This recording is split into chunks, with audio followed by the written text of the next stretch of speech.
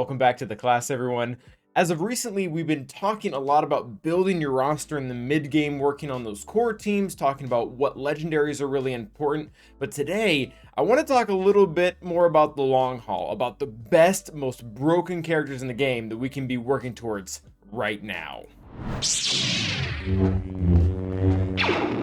So with that being said, most of these are going to be legendaries. We're going to be talking about the top 10 most broken characters out there from 10th to 1st. These are ranked in order, so be sure to let me know in the comments what you think and what characters we might have missed or which ones are like way out of where they should be.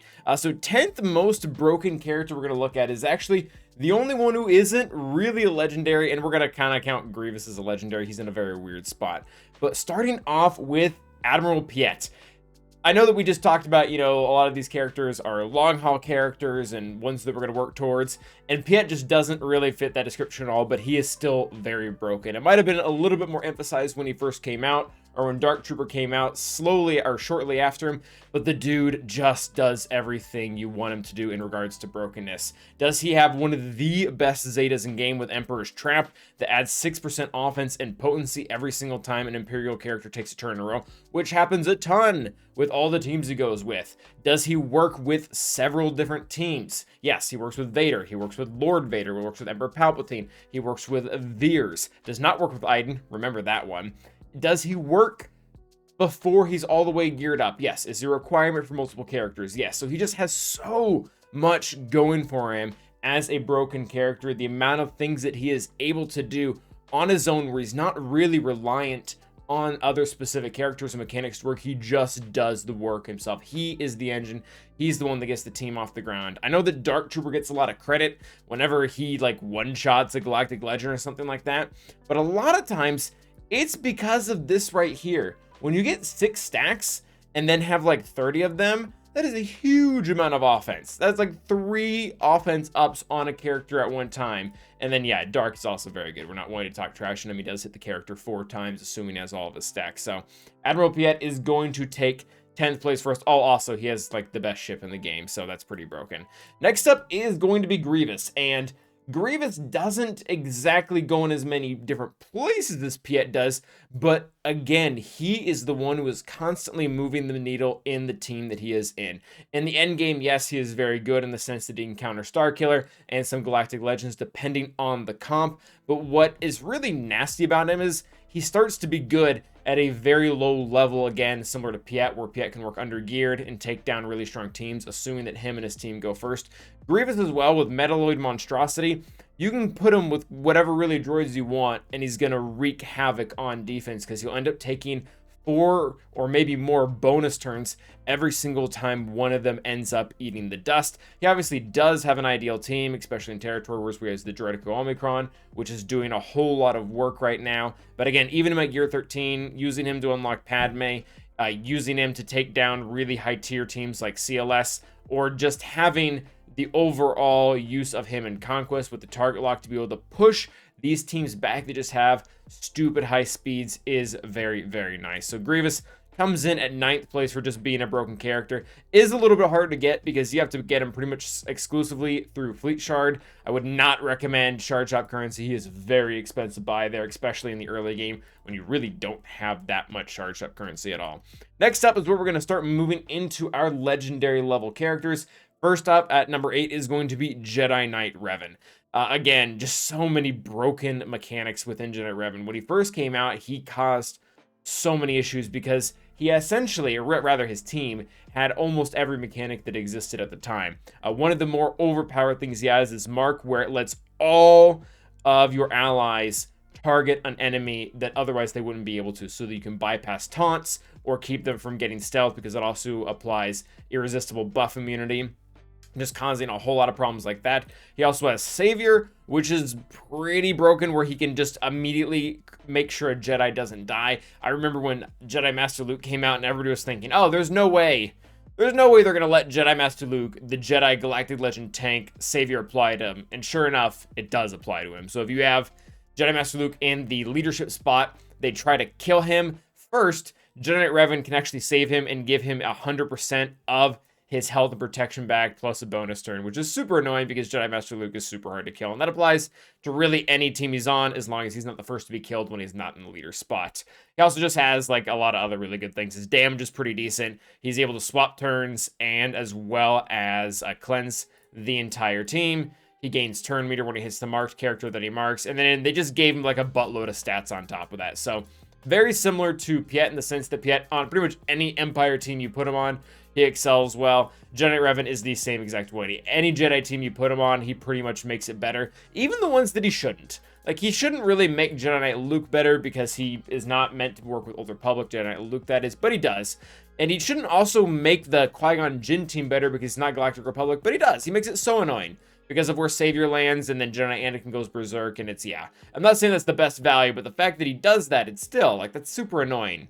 That's super annoying that he's that good and he's that broken and he's able to cause that many issues. Next up is going to be another Jedi Knight Luke, and Jedi Knight Luke just has a lot of irresistible things, or rather things that it's irresistible to happen to him. He can't be stunned, he can't be feared. He has a irresistible one-turn stun on all 5 enemies that also lowers max health and protection.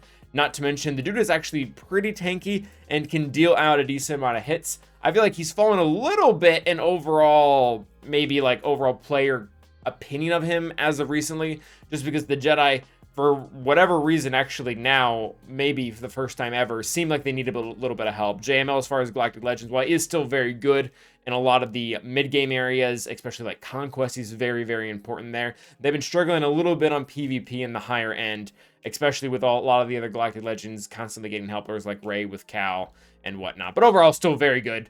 He meets the broken characters list easily just because of the amount of things he's immune to, the amount of things that he does. His leadership is okay, but again, he does perfectly fine on a Jedi Knight Revan or Jedi Master Luke squad. Overall, very, very good. Next up is going to be Wat Tambor. Again, when he first came out, and still to this day, just an overall broken character because he can be used in so many different teams. The way that his techs apply, they just change so many different matchups. He's the one that allows SLKR to beat Lord Vader because the tank tech healing immunity allows him to get rid of the healing immunity by cleansing it. It also allows C to recover the massive amounts of protection that he gains over time. It allows him to revive characters on either a trench or actually this ability allows him to revive characters on a trench or General Grievous or just a Newt team. And the anti-kill mechanic is also very nice with the amount of revives that are happening right now. The med pack overall is okay. It was pretty useful when Maul was killing Galactic Legends because it was giving protection up as well as or bonus protection as well as recovering stats to Jango. He just has so much going on that he works as a package deal. He's not just good with Separatists. He's good way beyond that. Not just good with Galactic Legends. He's good below that. And similar to Piet a little bit, and I really didn't enjoy super much taking him to R7 just because he works so well at lower levels. But I mean, JMK calls, so he had to be R7. So moving on to a little bit of the higher part on our list, where I feel like, again, these characters are broken, but I feel like we're about to move to a new level with these next ones. We are going to be looking at Malik. And Malik, I call him the reverse plug-and-play character. And that's not to say that he's, like, bad and stuck to one team. But typically when you think of a plug-and-play character like Wat, you're like, oh, he's good in a Grievous team because of this. He's good in an SLKR team because of this. He's good in a C team because of that. Malik isn't necessarily good for teams. He is really bad for the opposing teams just with the amount of mechanics that he gets. He is a taunter, and he's able to do it on his own because he taunts whenever Shock or Fear gets out there. He has Shock on this ability here, which probably isn't that consistent, but the fact that whenever he is critically hit or a dot is applied to him, he is pumping out Fear for one turn to the enemy, and when they do that, it triggers taunt on himself. So he's essentially an auto-taunter on any team out there. Not a pre-taunt, but an auto-taunter on any team out there, and his life drainage is very effective against all these characters that keep getting huge amounts of health. And then on top of that, he is able to have a 2-turn stun, assuming that they had Shock or Fear from him. And he also stops turn meter for Sith, which is very important, especially for Emperor Palpatine. There are a lot, I don't really recommend it because I just don't think it's a good split, but there were a lot of people that would put Malik on a raid team to kind of hamper the Starkiller counter with Emperor Palpatine, specifically because of that turn meter mechanic, and it's just been known to be super annoying throughout most of the time. He is a great addition to the Darth Revan or the Darth Malgus team. He's pretty good with C overall, just because of everything he does, and you can just kind of stick him whatever random team. It was a long time ago, but I remember him with SLKR. It was actually super annoying because you couldn't get to SLKR because Malik kept fearing everyone that came in his way. Next up is going to be our good friend General Skywalker. General Skywalker is actually going to fall a little bit in some of the viability pieces we've talking about were being broken in a lot of teams. He's really best in the 501st team. He can work with Jedi. Wouldn't really recommend it, but it's what he does on his own in this stupid kit of his that he really brings him or puts him on another level again with all of these characters, where he's going in and he is able to increase everyone's cooldowns every single time they hit him. I don't think we have a cooldown increase that is even remotely that consistent. Like JML has one that has a cooldown. Afra has a pretty good AoE one, but it's on a larger cooldown. They're not able to do it every single turn. And then on top of that, he's the only character out there that is going to be taking 2 hits in a row, dealing 2 different types of abilities. Armor Shred is good in general. It's going to be very good in this next GAC season with the amount of armor that is out there, or rather defense that is out there, without any way to really mitigate it through datacrons. We'll have to do it just through kits. And then overall, one of the other really nice things, and particularly against beating characters like Malik, or even some of the characters we're going to see later on, he is able to reduce the enemy's max health every single time he hits them without protection. That adds up really quickly, and that really prevents a lot of timeouts, assuming they aren't a Galactic Legend. And I think it's in the title for this video, but we aren't talking about Galactic Legends. That would be a little bit awkward by now, and they would also just like make up the first 7 characters. Well, maybe they would. So there is that, just a really good ability that he has going on that puts him kind of at that upper tier, similar to General Grievous, where he's able to challenge a lot of Galactic Legends, assuming the conditions are right. And by that, I mean the team comp is probably just not ideal. Next up is going to be everyone's favorite, Commander Ahsoka Tano. And the reason why she is in here is, again, yes, because she's broken, but also she just goes in so many teams. She fits wonderfully into the JMK team. It's the team she was made for, but she is so good with Padme. Brings the Padme team to a whole new level. She's also really good with Scoundrel teams, whether it be Dash or BAM. The reason why is because I don't know why they just thought the need to go this overboard with it. But she doesn't share her own stats, but she increases all of her allies 50% offense, crit damage, health, and defense to all of her light side allies, assuming she has one of these like many factions up here. It's just ridiculous. Like, it is so many stats. Like, R2 had stat sharing, but his was so small compared to all of this. And they also increase once your allies start dying out, so that's really great for your enemies. They start picking everyone apart. The team just gets stronger and stronger and stronger. And the fact that she's allowed to share that with this many factions is really, really gross. So, oh yeah, she also goes with Rey and unaligned forces in general, just pumping them up. And, oh, she also has an Annihilate, which is pretty cool, and then she gets to use it at the first turn if she's with JMK. And if not, it's Armor Shred, which is also really good. Again, just tons of really good stuff in her kit that she's allowed to do. She has really good stacking damage through her Force Lead as well after she's used the insta-kill ability. Just really great character that adds a ton of viability to a lot of teams. Next up, and I believe we're coming into our number 2 slot, is Starkiller himself. And I was a little bit hesitant to put him this high, not because he's not good. He's very good. Again, he's fairly broken in everything that he does in his kit, but because he just really shines in PvP. I couldn't think, I mean, he's okay in Conquest and TB. He's definitely not bad, especially with being a mixed faction. But he is allowed to be in a lot of different teams in the sense that the comp you make up around him can be different.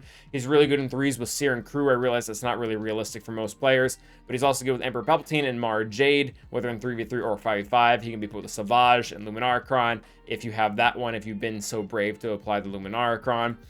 Overall, just okay, not okay, but overall just really, really good for being a broken character. There is like the little emphasis that if you want to bring him to this full level, you need to have the Juhanicron for TW. That is essentially the same as they're not the same ability, but it's the same effectiveness as putting his unique Omicron on. But even without the Omicrons, they're immune to Daze and Stun. They get 35 extra speed. They get a ton of extra critical damage, max health, and max protection. Does like really, really good stats before any of these shenanigans even start off. And the fact that, yeah, he works with a lot of different teams and just he does a lot of really, really good damage, either through bringing the whole ship down on everyone, which glorious, by the way, or just through his basic ability is really good.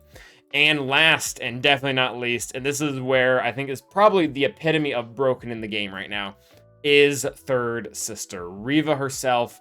A very new addition to the game. She is currently pretty hard to get because you need to get Grand Inquisitor and the rest of the Inquisitors, which is a lot of Chirotech pretty early on. They are almost all, I believe they're all either accelerate. Yeah, they're all accelerated now, so that does lighten the load a little bit. But then it also requires you to be in a guild to go after her, but she is just so good. Like, even if her kit was just this on a stick, and it's not, but if it was just this on a stick, she would already be really good. If all enemies had at least one stack of purge, inflict defense down and healing immunity on all enemies for 2 turns, which can be dispelled, evaded, or resisted. That alone is just terrible to face.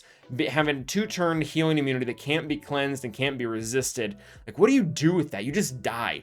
There are so few teams out there in the game that actually have a way to deal with this by either being immune to it, which there aren't really any teams that are entirely immune to healing immunity, or they have some other type of mechanic that helps them catch up to the healing process, like Traya does in GAC, where she can get bonus protection up and kind of even out the odds a little bit there. But even then, she's beating Jabba, Lord Vader, and JMK without any real Omicron or Datacron help in Arena right now. It's really gross, and I mean, we just said Arena because that Omicrons aren't there, but still, that is so good. Her leadership Omicron is nice, like Death Mark constantly on all your enemies.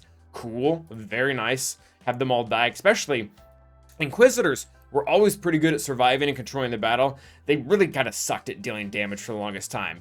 Completely irrelevant now. They have locked healing immunity, locked Death Mark, locked defense down, and locked armor shred. So all the offense that they created before, it's now there. Also, I mean, this is just so stupid good. Similar to Starkiller, immune to stun, and then 40% max health, 20% offense, and 30 speed. So just so much going on in this kit that really elevates the Inquisitors. Inquisitors are okay without her, but with her, this is the only character that's broken enough in here that if we were to include Galactic Legends, she wouldn't be after all the Galactic Legends. She would be beating some of them out because that's just how good she is right now. So overall, that is our list of the 10 most broken characters currently in the game.